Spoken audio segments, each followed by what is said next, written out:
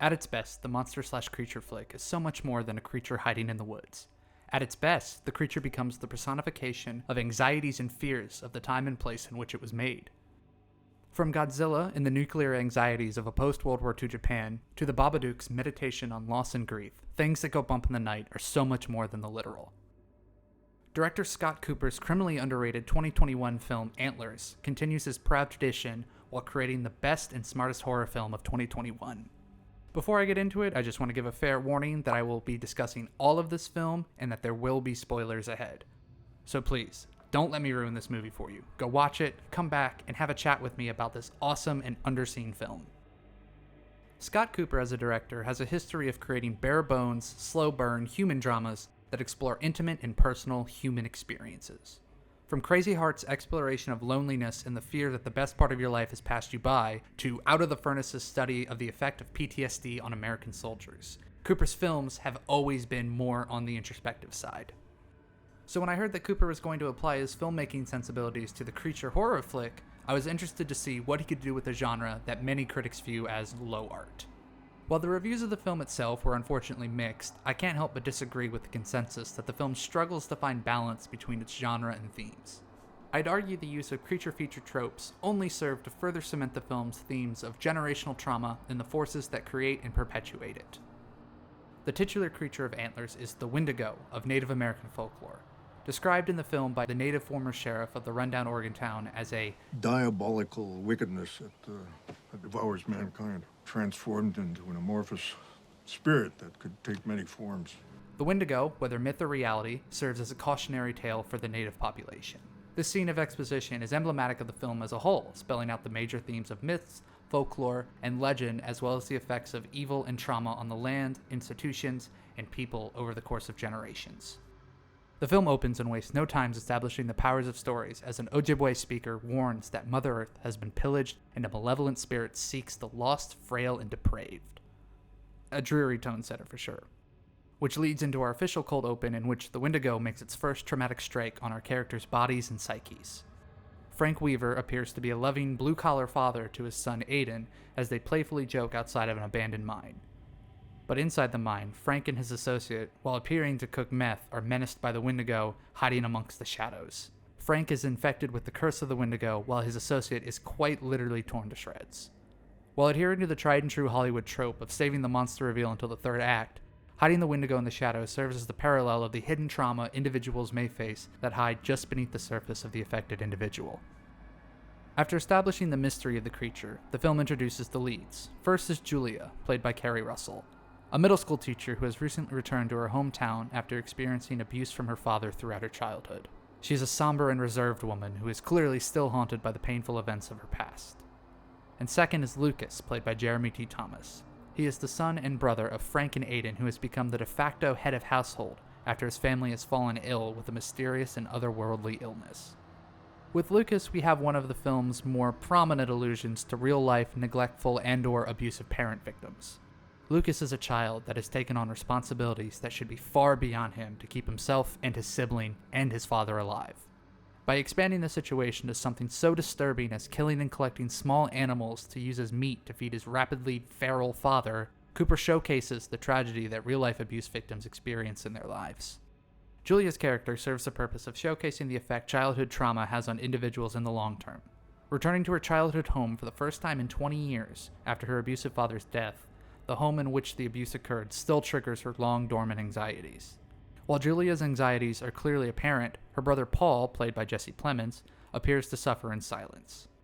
Paul is the town's reluctant sheriff and is introduced searching for his unknown, although heavily implied to be antidepressant medications. With the introduction of Paul, the film simultaneously introduces the failing institutions of this small Oregon town that comes with the economic downturn. Paul expresses his reluctance to evict another impoverished family from their homes, but knows that he must hold up his societal responsibility. Paul's role in the slow and gradual death of his hometown obviously weighs on him. Later, Lucas reads his disturbing fairy tale in class from a collection of horrifying drawings that he drew depicting the story of the sick bears. The story very clearly represents the current status of his home life, and the story unnerves the students as well as Julia herself. Julia goes from mild concern towards Lucas's home life to absolute certainty that something is wrong. She sees herself in Lucas, trying to hide the fact that something is amiss in his home life. But Julia knows firsthand, all too well, the immediate as well as the lingering effects of intense childhood trauma, as seemingly innocent things like notes on a piano trigger intensely unpleasant memories of her father's sexual abuse from her childhood. Julia questions Paul about the Weavers, wondering how it's even possible that a known drug dealer has managed to retain custody over his children. Despite Frank's criminal history, after Mrs. Weaver's death, Frank was deemed somehow fit and thus there's nothing more Paul can do. These red flags being ignored frustrate Julia as she tells Paul invoking their own childhood. Everyone thinks these problems are just going to go away, and we know that they don't. Frustrated by her brother's reluctance and inability to step in, Julia goes to her school's administration with the drawings in an attempt to get the powers that be to intervene. Principal Booth remains reluctant to do, well, much anything. Booth is content to stand by and allow school to be a safe space for Lucas, even though Aiden no longer seems to be attending the school either. She's not ignorant of the difficult and often traumatic home life of the students, but chooses to be blind to them. These failing institutions, protective services, police, public schools, as well as the societal factors of economic downturn, drug abuse, and environmental depletion, all create an environment that allow for abuse and its traumatic effects to fester into the psyche of its people. This abstract idea is manifested visually by the birth of the Wendigo proper. Frank Weaver has diminished into a feral creature and literally devours Principal Booth. The Wendigo, influence Frank to feed on the innocent in an act of diabolical wickedness, provides the Wendigo the strength to become a living embodiment of violence, trauma, and destruction. Not just the physical destruction of the land and the bodies of its victims, but the emotional and psychological destruction of those in its path. The horrific body horror of the sequence serves as an impactful representation of the harm abusers cause themselves and others through their actions. With the Wendigo free and the bodies piling up, the understaffed and woefully unprepared police are utterly overwhelmed by the influx of violence in their quiet town. This is wonderfully represented by the most overpowering police lights that I've ever seen in a film. Entire scenes lit with chaotically flashing reds and blues perfectly encapsulate how ill-equipped the police department is. The light is overwhelming. Once the trail of bodies leads the police to the Weaver's residence, Lucas is taken into custody and brought to the hospital. The doctor explains the extensive list of physical and psychological trauma that Lucas has experienced, including chronic malnourishment and long-term abuse. Julia, seeing the trauma that Lucas has experienced, wants to take him in to give him safety and stability after all of his traumatic experiences. Paul, however, currently overwhelmed by the mysterious influx of violence, is less than keen on taking Lucas in. In a moment of stress-induced weakness, he crosses a line with Julia, stating, Don't put our past on him. Enraged at the suggestion, Julia aggressively lists the ways in which she was abused by their father. Oh, I'm sorry. Did he snap your arm in two? Did he force you to hide under the floor of that kitchen, praying he would never come home? You have no idea. So you'd have to what he- meet his every fucking need because I don't remember that. Insinuating Paul was not traumatized the same way she was. Paul responds in a surprisingly calm manner. You have no idea what he did to me. Before now, the viewer was unsure of the extent, if at all, at which he was affected by his father in his youth. Paul is a victim as much as Julia, and just because the lingering effects are less visible doesn't mean they aren't there. The purpose of the medication he's seen taken previously is revealed, and is confirmed when he's seen taking it again at a later crime scene. The film never really gets more in depth in the perception of abuse and trauma across the sexes, but I appreciate the fact that the film doesn't gloss over male mental health. Now is a good time to praise Jeremy T. Thomas's performance as Lucas. It's not a big and boisterous performance, but the damage and pain the child has suffered is ever present. When Lucas discovers the carnage left over from Principal Booth's death, Lucas does everything he can to cover the incident up. He hides her car and does his best to clean up the blood strewn about the house. The parallels to real-life victims of abuse are obvious, as victims are often prone to covering and lying for their abusers. It's as heartbreaking as it is effective. As the film heads towards its conclusion, Lucas is still resistant to the help of others. Despite witnessing quite literally the monster his father becomes, Lucas remains insistent his father lives. His old dad was sick and mean, but his new dad has his brother, and he tells Julia, I just have to feed him, and he'll love me. Like many children that face abuse and early childhood trauma, Lucas is stuck in the idea that the abuse and the violence he's experienced is somehow his fault. He believes that he can earn the love of someone unable and unfit to give it. Despite everything he has experienced, when the Wendigo comes for Lucas, he joins him willingly. perpetuating the cycle of trauma, abuse, and violence.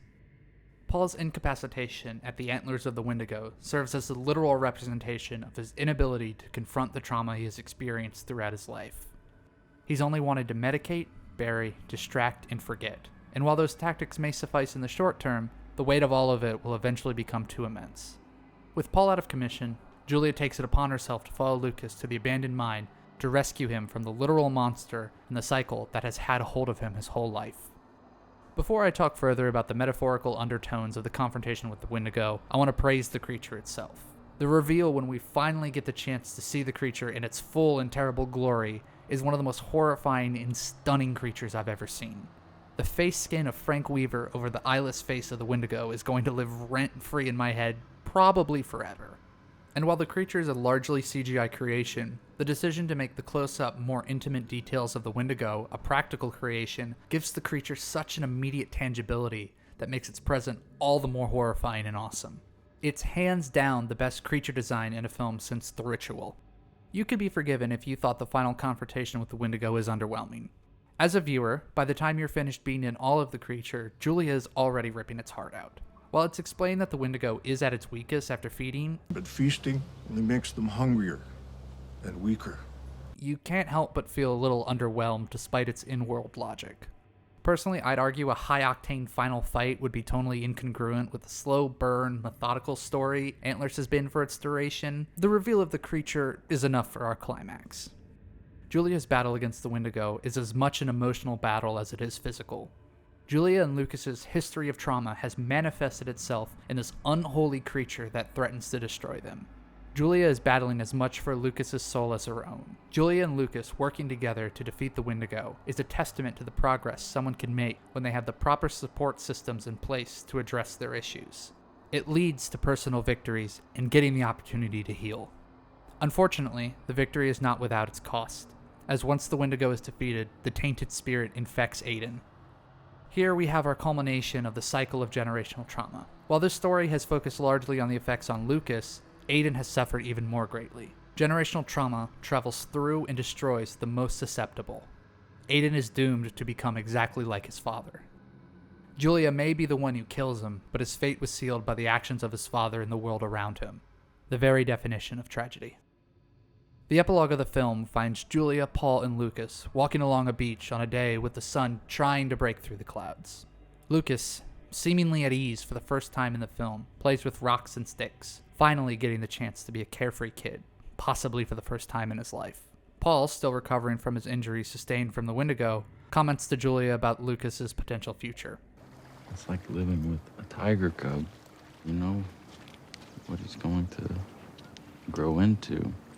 Lucas may be free of his situation, but like the doctor in the hospital said, He is a deeply damaged boy. they can't know for sure what the long-term effects of the abuse and trauma will be. Whatever may come, Lucas has a home and is safe. The healing can begin. That is until Paul starts on an intense coughing fit.